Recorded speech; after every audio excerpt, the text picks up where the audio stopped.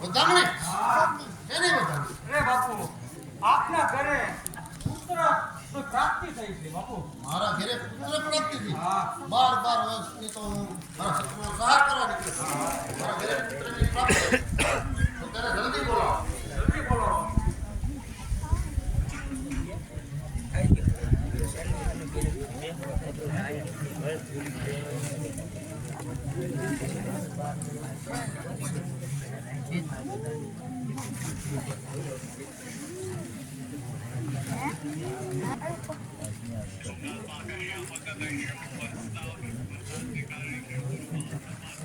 અરે હું ગયો તો ભણવા મુજને સાકરણે બોલાવો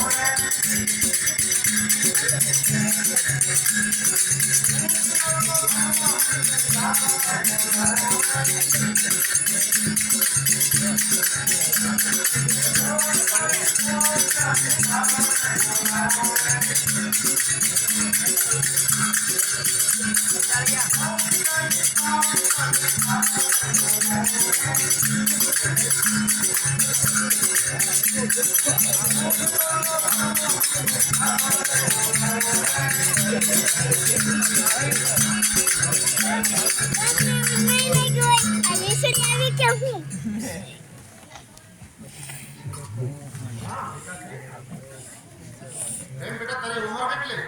મારી ઉંમર હા 11 વર્ષને 3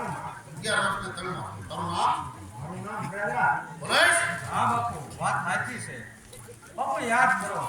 કે આજથી વર્ષો પહેલા આ પ્રાણીવાસમાં ગયા હતા અને આપણે શત્રુનો સંહાર કરવા માટે તેની રજા લેવા ગયા હતા બરોબર છે ત્યારે રાણીબાઈ આપની પાસે વચન માંગ્યું હા એ પણ બરોબર છે એ શત્રુનું નામ બોલાવવાનું વચન માંગ્યું હતું તમે વચન આપી દીધું પણ વીર પુરુષ વચન આપ્યા પછી ફરે તો નહીં તમે એ વચન આપ્યું અને શત્રુનું નામ તમે આપતા આપના મુખની અંદર સવા લાખનું પાન પીડું ચાલી રહ્યા હતા એ આપ ફૂટી ગયા એ પણ અને જતા રહ્યા પાછળથી એ પાન પીડું બા સાહેબ આરોગી ગયા એમાં ત્યાં પ્રહલાદજી થયા બરોબર છે બરોબર છે તો બેટા પ્રહલાદ હવે કોને પોલીસ આપણું રાજ સંભાળો કેમ કે મારે તો મારા શત્રુનો સહાર કરવા જવું છે માટે આખા રાજની અંદર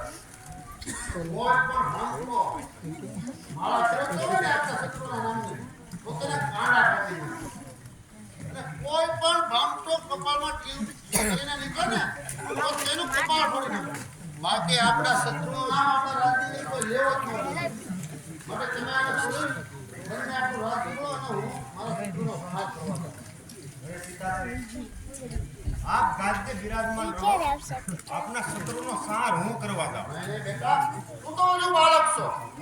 મારે તો મારા શત્રુનો સહાર મારે હાથે જ કરવો છે માટે તું અને પોલીસ બંને રાજ સંભાળો ભલે પિતાશ્રી કાંઈ વાંધો નહીં.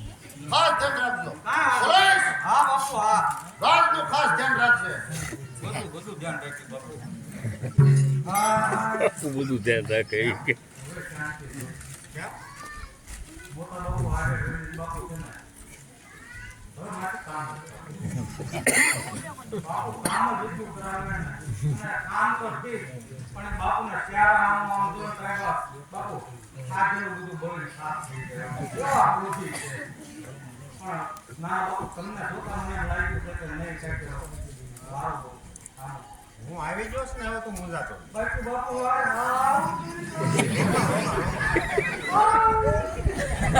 હું સૌને એનો ઉત્તમ મૂંઝાતો મૂંઝાવાનું નહીં આ રાજનું બરોબર ખ્યાલ રાખો એ તો હું કહું કદાચ મને નો ખ્યાલ રહે તો તારે ખ્યાલ રાખો હા બરાબર હું ઈમાનદારી એવા ન આવે. ઈમાનદારી કોને તો જોવાની જાય